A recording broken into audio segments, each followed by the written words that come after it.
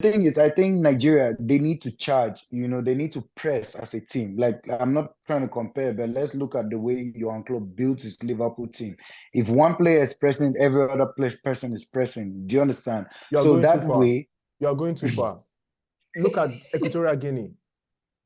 thank you. That's even too far. Look at Guinea. Guinea didn't do anything special today.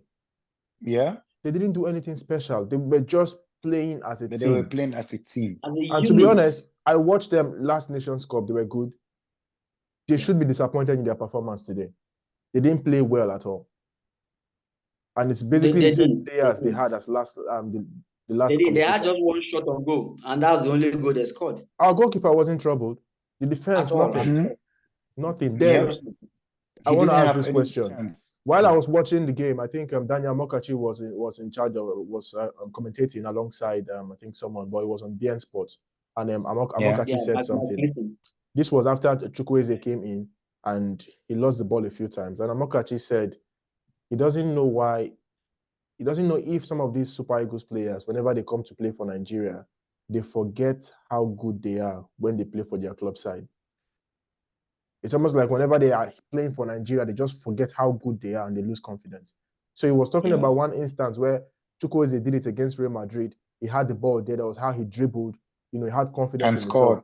Himself. But you can see it in a lot of our players. Their confidence level. See, it's different for you to, before the game, you shout, you sing. That, to me, that's not proper confidence. So that's just normal. Gyration.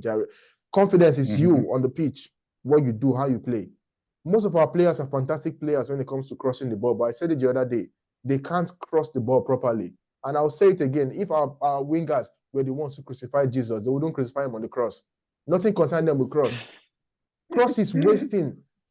They brought Onuachu. Onuachu didn't even hit the ball once, even though he played for 3 minutes. Which, they brought him really late too, where... He was literally, Onuachu and Osimhen at some point were literally begging the wing backs pull the crosses.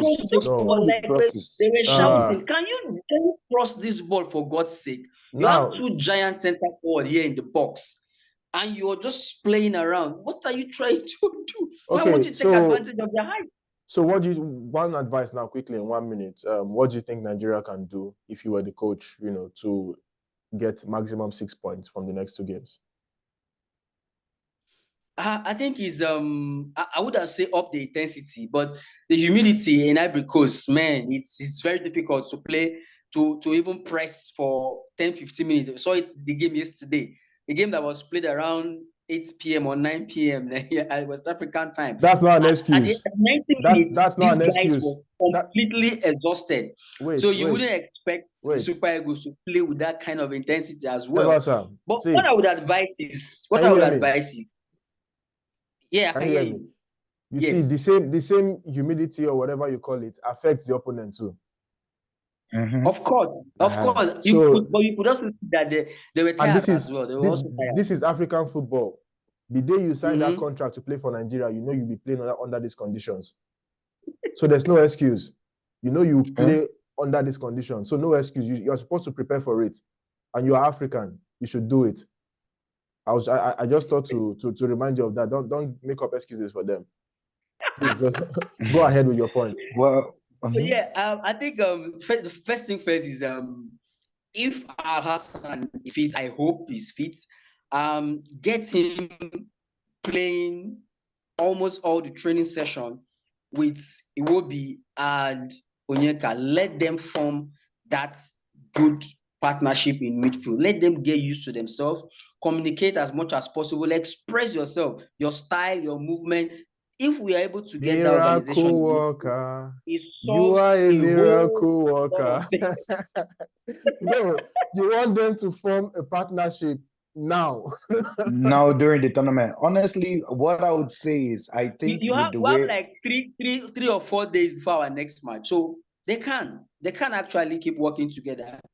And then there are players that you need to remind that, for God's sake, this is not friendly matches. This is a tournament. You just can't. You need to. There should be consequences for players who play like it doesn't. Chukwueze, for God's sake, what's wrong with this guy? I can't remember the last time he played a good game for Nigeria for the past 1 year.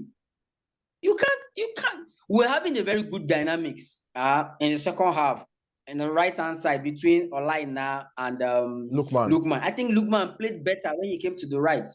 And all of a sudden, the substitution came, Lookman was taken to the left, Chukwueze came to the right, and everything died off. So you need to look at your players, look at where they provide their best quality, and make sure that everyone plays in the position that their best quality comes out. That's where you have to